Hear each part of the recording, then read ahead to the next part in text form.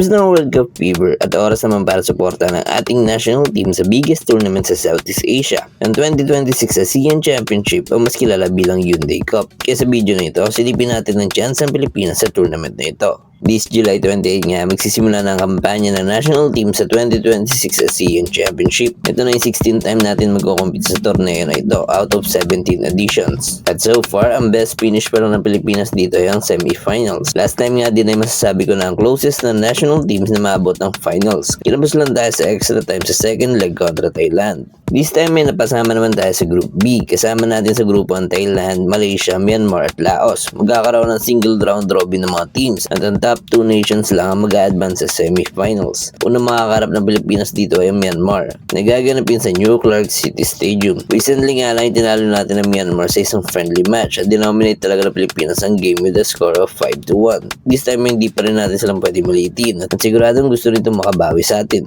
Pero para sa Pilipinas, crucial ang 3 points kontra Myanmar para maka-advance. Second game naman ay kontra Laos, which is ang first away game ng Pilipinas. Sa history ng Laos ay hindi pa ito nakakarating ng semifinals. Pero last time na nakaharap natin sila ay nauwi ito sa draw. Kung saan muntikan din tayo matalo. Buti na lang nakasalba ng isang goal si Sandro Reyes para makasalvage ng 1 point last ASEAN Championship. Kaya din capable pa din ng Laos na makapagbigay ng upset. Sunod ang pinakamabigat na makakatapat ng Pilipinas, ang Thailand. Every tournament ay expected to win lagi ang War Elephants at sa last 50 years nga, isang best pa lang natin natalo ang mga Thais. At ito ay noong 2024 tournament, kaya need talaga natin ang perfect game para matalo ang mga ito. Mostly sa mga players na nasa squad nila ay naglalaro locally.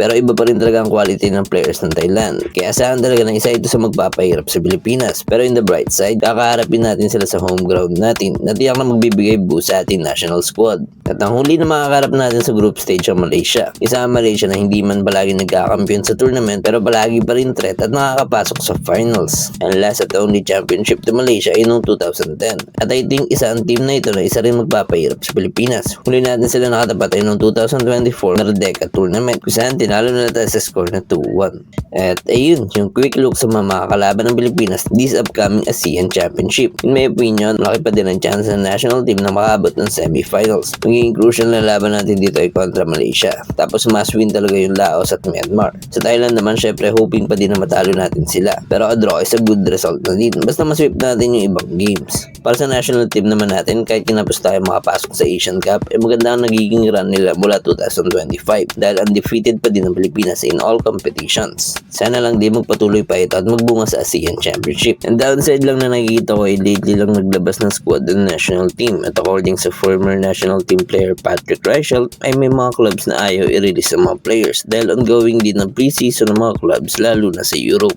Ito din yung challenge ng tournament na ito kasi hindi sabay sa mga FIFA windows na free talaga ang mga players na mag-serve sa national team nila. Pero sa squad na isasabak natin, I think kaya pa rin magkaroon ng deep run ng team na ito. Kahit may mga key players na kulang ay nandun pa din ang chemistry at talent ng mga batang players. Pero ang malaking tanong na lang dito ay handa ba ang Pilipinas this ASEAN Championship? Kung gusto niyo itong video, huwag kalimutan i-like at i-share para mas lumawak pa ang football sa Pilipinas. At syempre, kung bago ka lang sa Pitchside Pilipinas, mag-subscribe ka na at i-hit mo na rin yung notification bell para updated ka lagi sa mga kwento ng football.